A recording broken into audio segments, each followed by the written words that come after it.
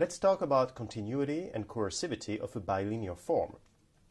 We'll start with a Hilbert space, H, and we will say that a bilinear form A, going from H times H to R, is continuous if there exists a constant, a non-negative constant C, such that for all x and y in H, the absolute value of AXY is smaller than C times the norm of x and the norm of y.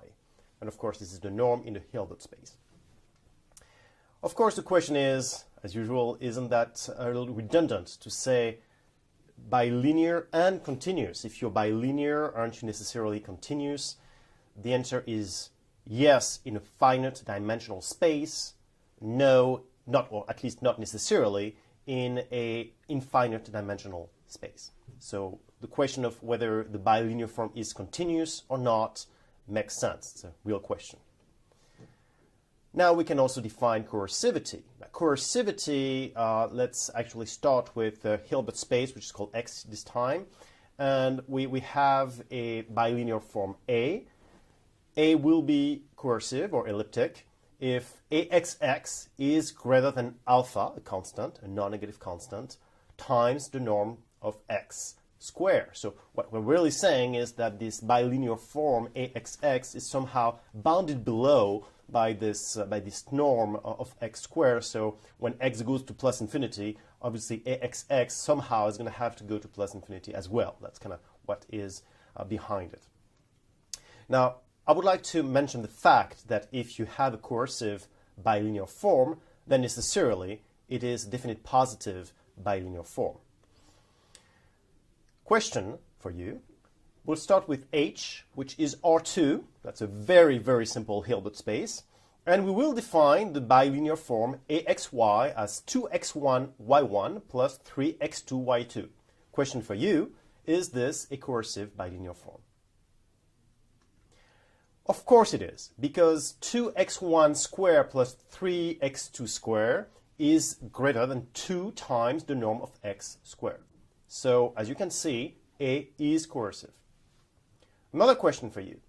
Let's define a bilinear form that goes from H times H and that goes to R, and which is defined by AXY as 2x1y1 minus 3x2y2. And remember that x1, x2 is the set of components of x, and y1, y2 are the components of y. So question is this bilinear form coercive?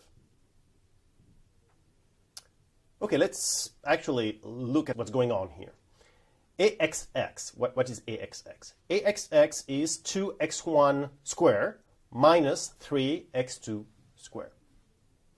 Now, if you look at x given by 0t, so basically you cancel out the first component of the vector and then you just keep the last one, t, then AXX is minus 3t squared.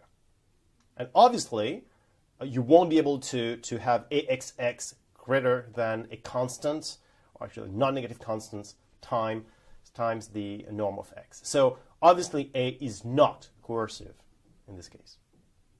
Now, just would like to point out something.